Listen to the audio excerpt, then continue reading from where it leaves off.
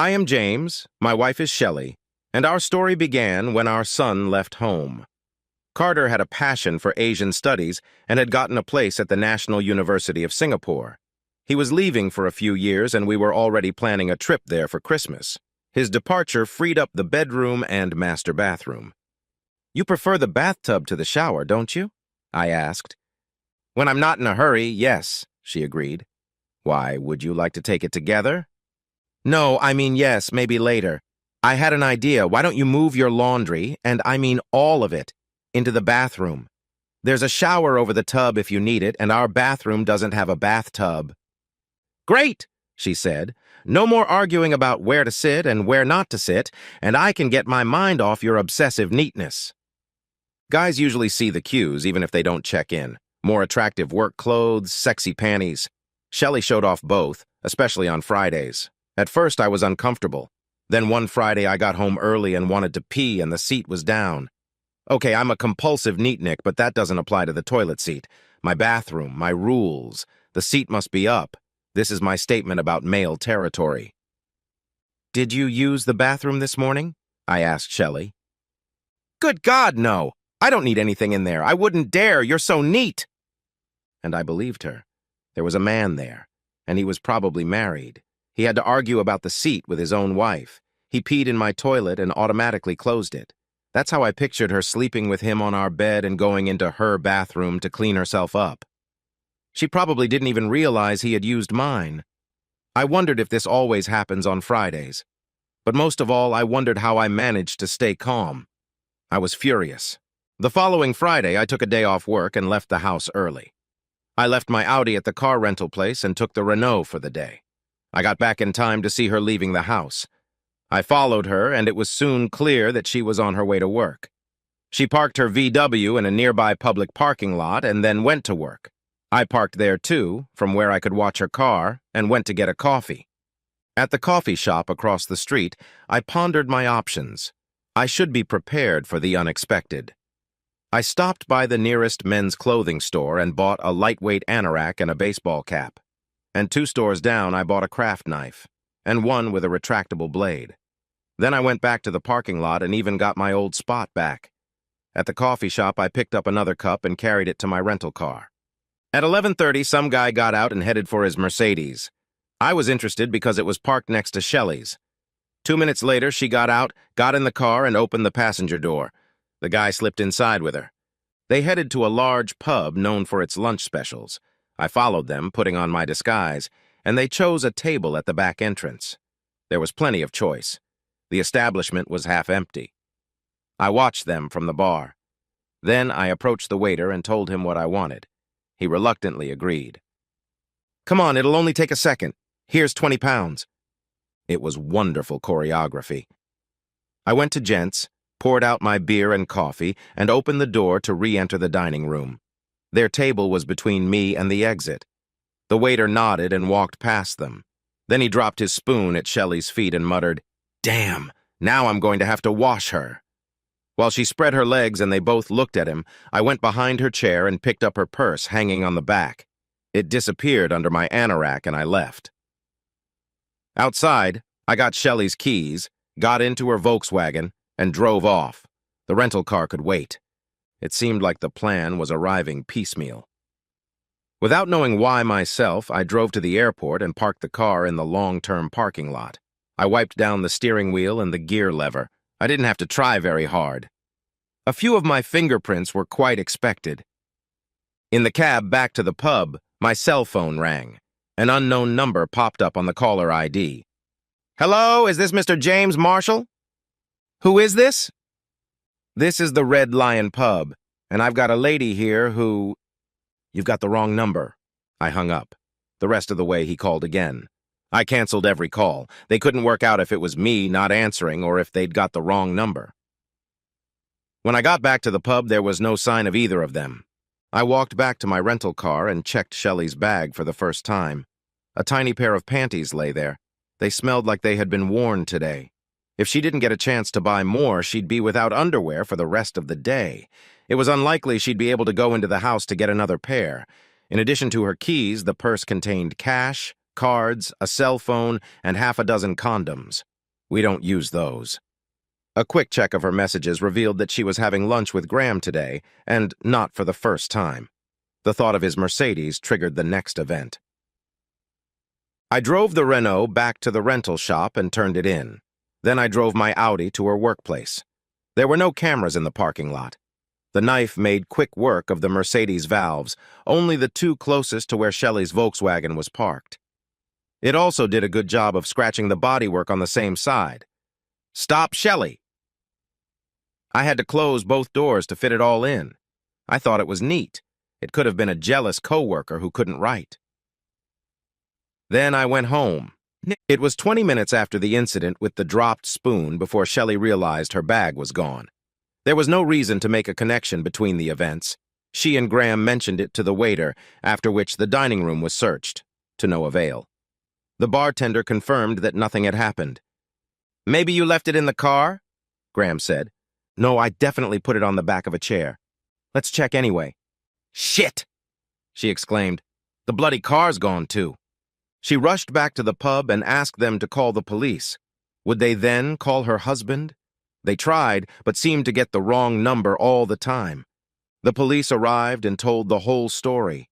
The keys were in her bag. Apparently, the thief intended to steal her car. And could they give her a ride home? She needed to get there quickly, as he could rob the house. No, she couldn't remember if there was anything in her purse that pointed to her address. At this point, Shelley and Graham wanted to go in different directions, but the cops said they would check the house first. Then they were to go to the station to give an affidavit. An officer would keep an eye on the house. At the police station, they called James at work, but he was taking time off. He took the day off. They tried calling his cell phone, but Shelley was now sure she had misremembered the number. Finally, they were allowed to leave. Shelley had no money, and the police were suddenly very busy and might not be able to take them home for an hour. Graham called them a cab, and they went back to work.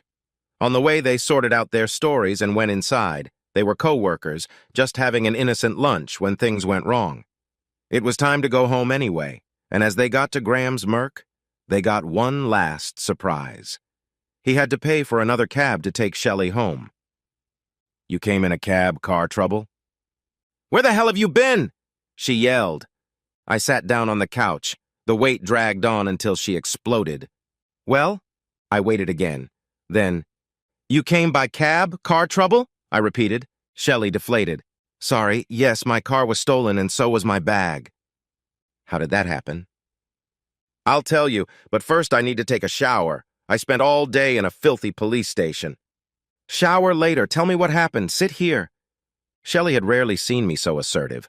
I knew why she wanted to leave the room, but she didn't need to know that. She sat down carefully and laid out the whole story. I sympathized. Then I took matters into my own hands. Where had she dined? With whom? She realized I suspected something, but refrained from anger, going on the defensive. By the time we were done, she looked uneasy. I changed the subject.